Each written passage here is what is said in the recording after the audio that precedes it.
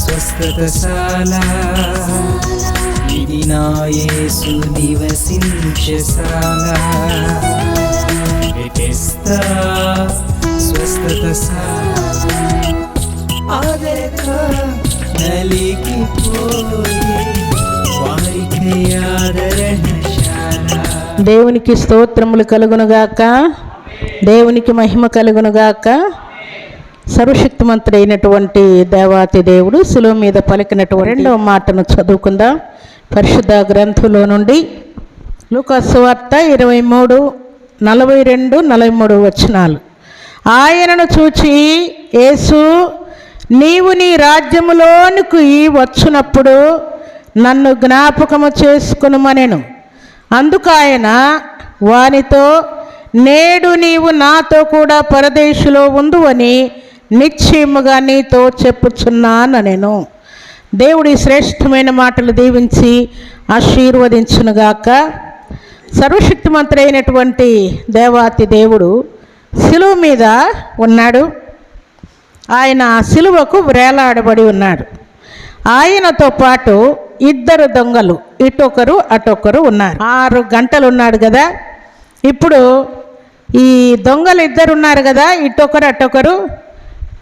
వారికి దేవుని దగ్గర 6 గంటలు ఉండేటువంటి అవకాశం దొరికింది. ఎన్ని గంటలు? 6 గంటలు. ఆయన భూమి మీద 33.5 సంవత్సరాలు జీవిస్తే ఎవరి దగ్గర కూడా అన్ని గంటలు ఎక్కడ కూడా ఆయన స్పెండ్ చేయలేదు ప్రియులారా. ఇక్కడ శిలువ మీద మాత్రమే ఇటొకరు అటొకరు దొంగలు ఉన్నారు.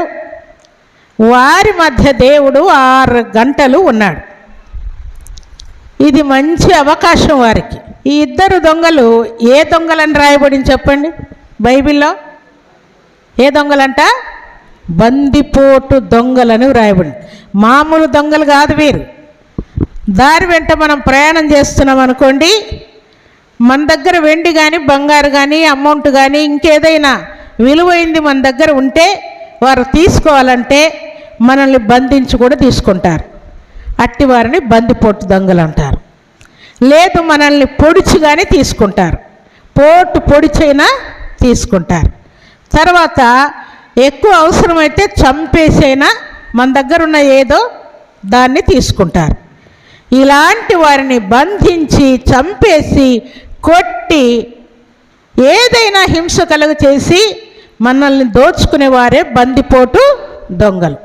అలాంటి దొంగల మధ్యలో నీతిమంతుడైనటువంటి సర్వశక్తిమంతుడైనటువంటి దేవాతి దేవుడు మధ్యలో ఉన్నాడు. ఇటొకరు అటొకరు ఉన్నారు. ఈ ఇద్దరు దొంగల్ని మనం జ్ఞాపకం చేసుకుంటే, ఈ ఇద్దరు దొంగలు లోకానికి లేక మనకు సాదృశ్యంగా ఉన్నారు. మనమేం దొంగలమ్మ, ఎవరిని కొట్టాం, ఎవరిని తిట్టాం, ఎవరి దగ్గర బంగారు తీసుకున్నాం, ఎవరి దగ్గర అమౌంట్ తీసుకున్నామని మనం అనవచ్చు. ఒకవేళ వారు బంధించి దొంగతనాలు చేశారేమో, కానీ మనం కూడా పాపం చేసిన వారమే కదా. దొంగతనం చేయకపోవచ్చు కానీ ఇంకా వేరే వేరే కారణాల చేత మనం తప్పులు చేసిన వారమే కదా, పాపం చేసిన వారమే కదా.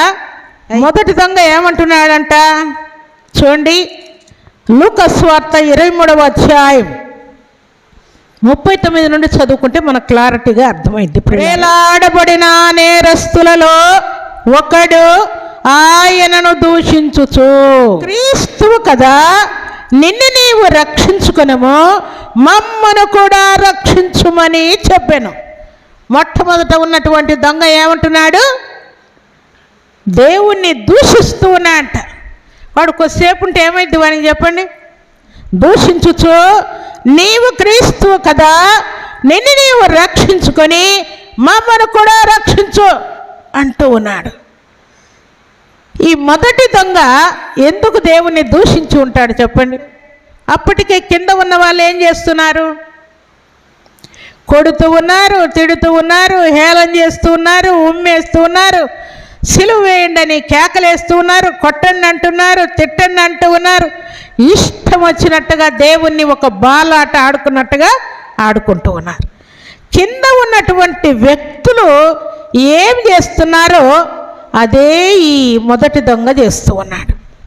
అనగా శిలువ మీద ఉన్నాడే కానీ దేవుని యొక్క కష్టము కానీ దేవుని యొక్క బాధ కానీ అవన్నీ ఏం చూడట్లేదు ఆయన.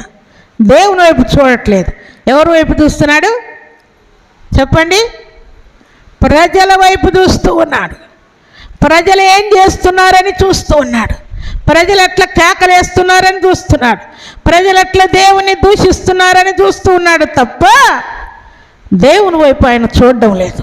ఇది మొదటి దొంగ యొక్క పద్ధతి. ప్రజల వైపు చూస్తున్నటువంటి దొంగ ఈయన.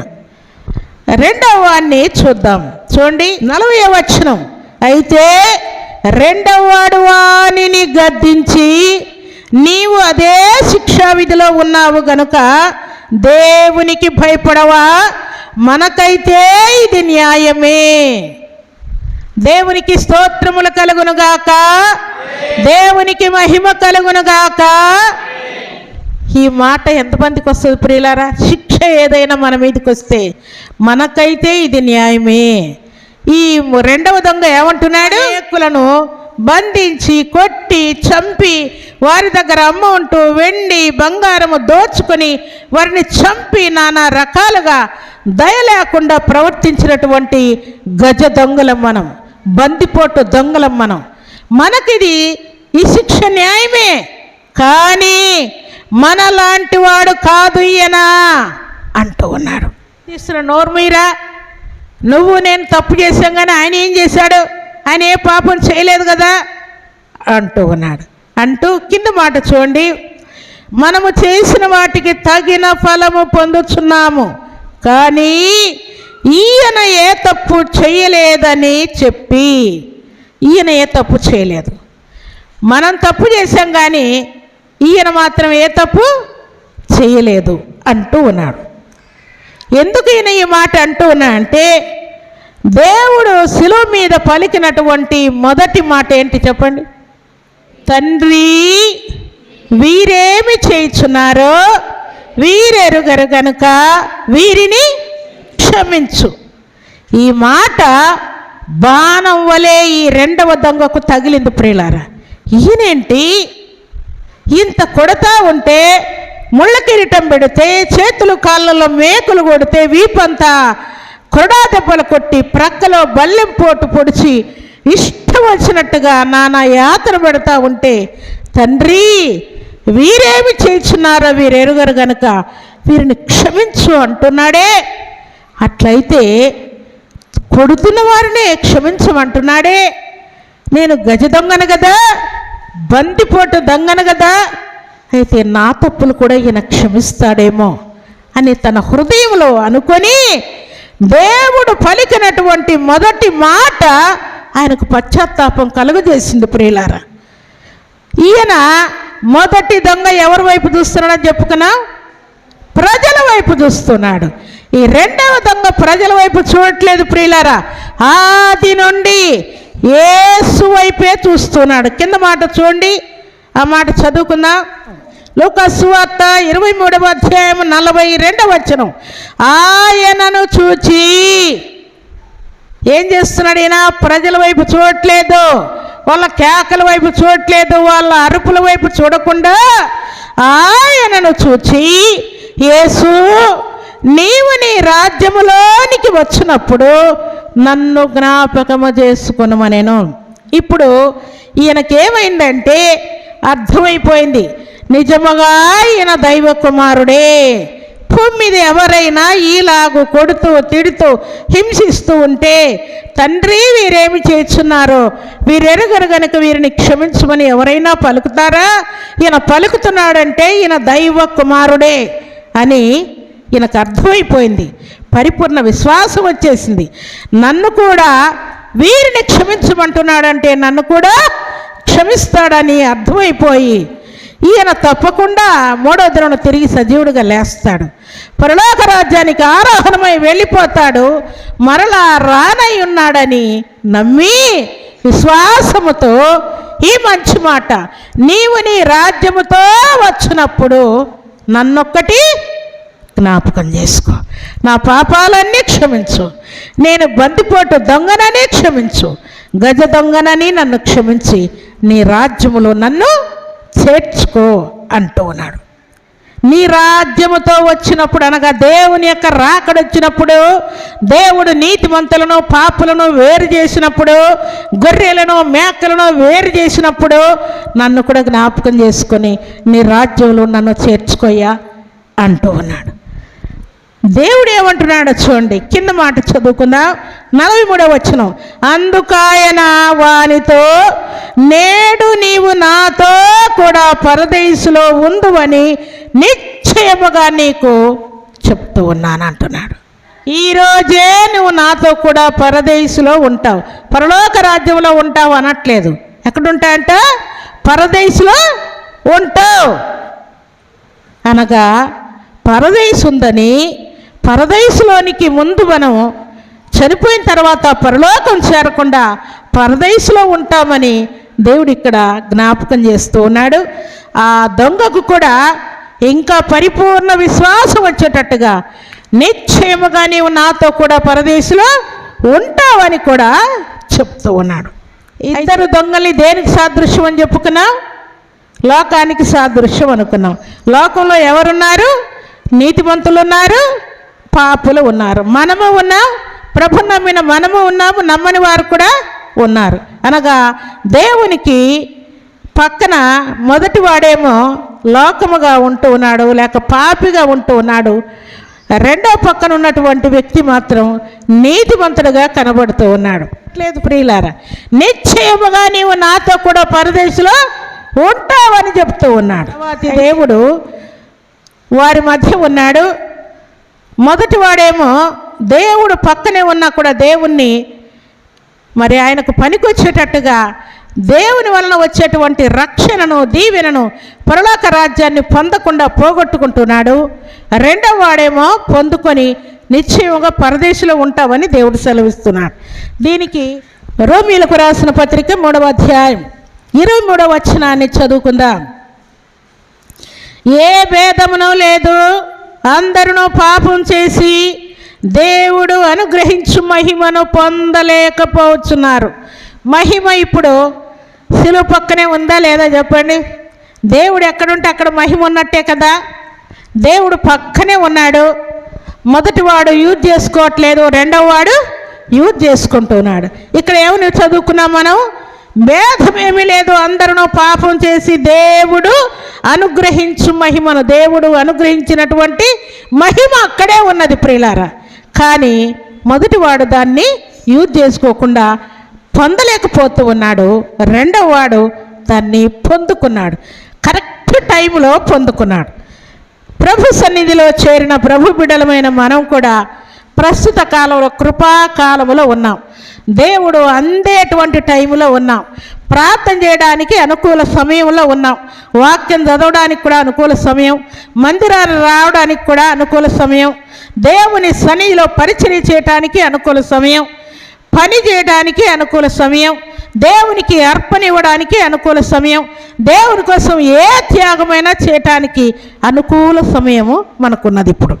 అయితే మొదటి దొంగ ఎలాగున అనుకూల సమయాన్ని సద్వినియోగం చేసుకోలేదో, చాలామంది మనలో కూడా దేవుని యొక్క సన్నిధిని సద్వినియోగం చేసుకోకుండా దుర్వినియోగం చేసుకునేటువంటి వారు మనలో చాలామంది ఉన్నారు ప్రియులారా. రక్షణ పొందినటువంటి వారు రక్షణ పొందినది మొదలుకొని మరణమయ్యేంత వరకు పర్ఫెక్ట్గా ఉండాలి.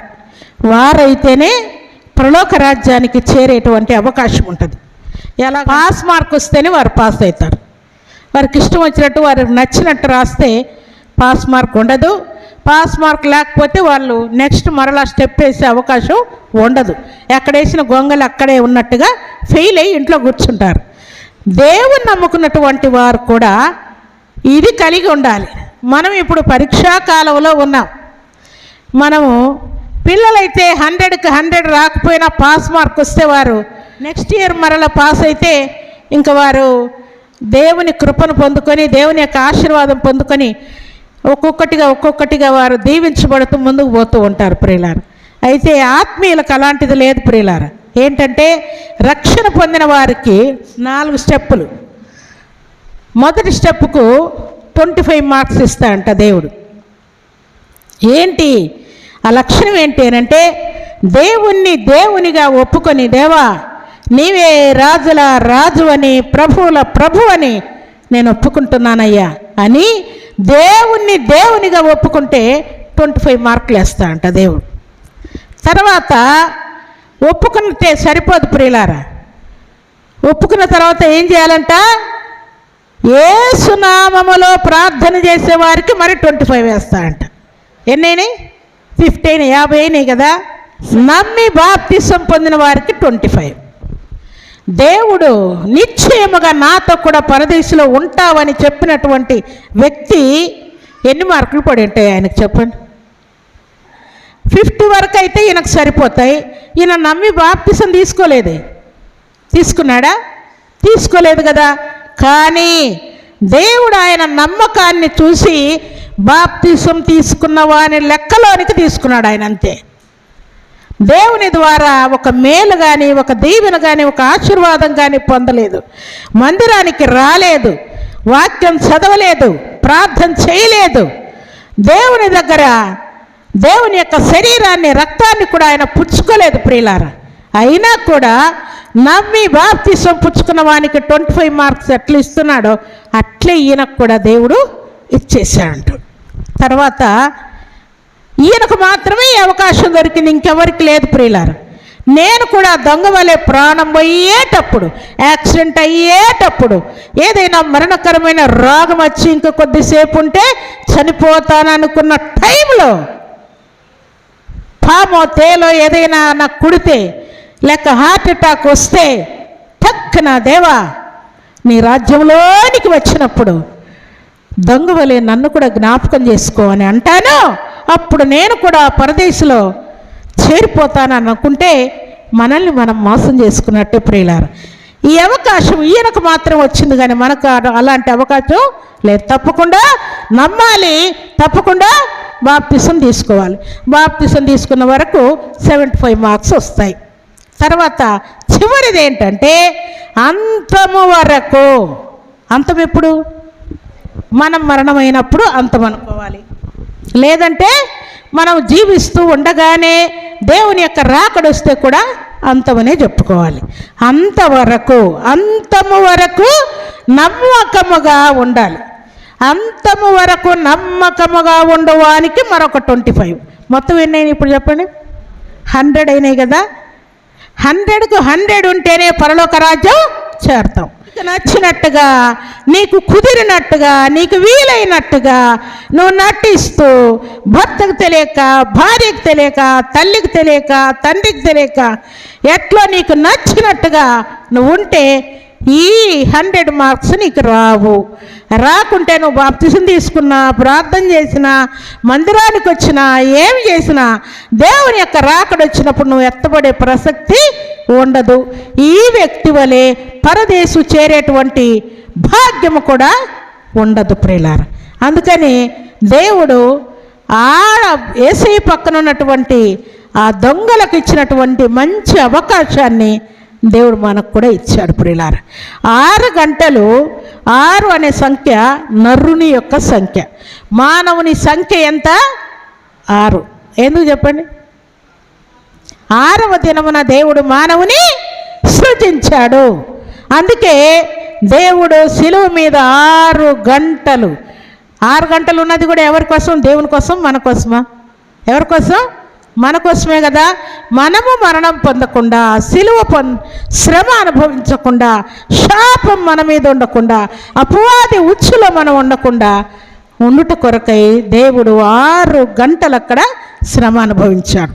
అందుకే సర్వశక్తిమంతుడైనటువంటి దేవాతి దేవుడు శిలువ మీద ఉండి ఇటుప్రక్క అటుప్రక్క ఉన్నటువంటి 2 వ్యక్తులకు ఇచ్చినటువంటి అవకాశాన్ని మనకు కూడా దేవుడు ఈ శుభదినాన ఇస్తున్నాడు ప్రియులారా.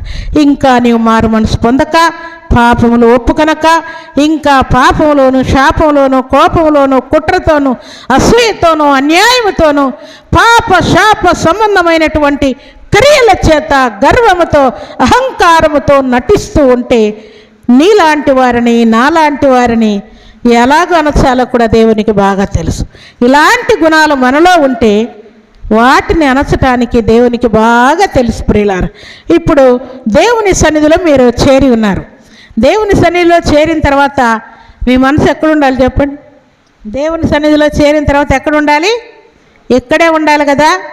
మీరు ఇక్కడుండి మీ మనసు ఊర్లు, పట్టణాలు, పల్లెలు, పొలాలు, స్థలాలు, కాలేజీలు, ఆఫీసులు, ఆ అంగడి, ఈ అంగడి, అవి ఇవి తిరిగి వస్తూ ఉందనుకోండి, ఎందుకు అనవసరంగా ఇక్కడ కూర్చోవడం? ఇంటి దగ్గర కూర్చొని నీ మైండ్ అంతా అక్కడ ఇక్కడ తిరిగి వస్తే బాగుండేది కదా. అయితే ఇక్కడ ఉన్నటువంటి మొదటి దొంగ శిలువ మీద ఉన్నాడే కానీ వాడిని మైండ్ నానా రకాలుగా తిరుగుతూ ఉన్నది. కానీ రెండో వ్యక్తి మనసు మాత్రం కేవలం దేవుని మీద మాత్రమే ఉన్నది. దేవుని వైపే చూస్తున్నాడు. ఆయన ఏం మాట్లాడుతున్నా ఆయన నోటి మాట వైపే చూస్తున్నాడు. అందుకే ఆయనలో ఉన్న పాటున అంతటి పశ్చాత్తాపం వచ్చేసింది. ఎలాగూ చనిపోతున్నాను టైంలో కరెక్ట్ డెసిషన్ తీసుకున్నాడు. అందుకే నిశ్చయముగా నీవు నాతో కూడా ఉంటావని దేవుడు శ్రేష్టమైన మాట పలుకుతూ ఉన్నాడు. దేవుని సన్నిధిలో చేరిన మనలో 2 బ్యాచ్లు ఉన్నాయి ఇప్పుడు కూడా. మొదటి దొంగ బ్యాచ్ ఒకటి, పశ్చాత్తాపడినటువంటి రెండవ వ్యక్తి బ్యాచ్. ఇంకా మనం దేవుణ్ణి తిట్టుకోవడం, దేవుని మీద సనగడం, నాకే ఈ బాధలు పెట్టాడు, నాకే ఈ కష్టము, నాకే, నా భర్తకే, నా భార్యకే, నా కుమార్తెకే, నా కుమారునికే, నా ఇంటికే, నా అప్పులే, నా కేసులే, నాకే ఈ బాధలన్నీ తీర్చు, లేకుంటే నన్ను తీసుకో, ఎందుకు అనవసరంగా అని దేవుణ్ణి దూషించేటువంటి వారు ఈ దొంగ వలె ఉన్నారు. ఇవన్నీ కూడా దైవత్వానికి సరిపోయే క్రియలు కాదు ప్రియులారు. అయితే రెండో వ్యక్తి మాత్రం ఏ ఆలోచన చేయలేదు. ఇంటి మీద కానీ, పిల్లల మీద కానీ, భార్య మీద కానీ, పొలాల మీద కానీ, వెండి బంగారాలు దేని మీద ఆలోచన చేయకుండా కేవలం దేవుని మీదే దృష్టి ఉంచాడు గనక ఒక శ్రేష్టమైనటువంటి తీర్మానాన్ని ఆయన పొందుకున్నాడు. ప్రభు సన్నిధిలో చేరిన మనమందరం కూడా దేవుని నుండి ఈ కృప పొందాలని దేవుడు ఆశపడుతున్నాడు. దేవుడు మనకు నేర్పేటువంటి పాఠం ఏంటంటే, మొదటి దొంగ హృదయాన్ని కఠినపరుచుకున్నాడు. రెండవ వాడు పశ్చాత్తాపడి పరదేశుకు చేరుకున్నాడు.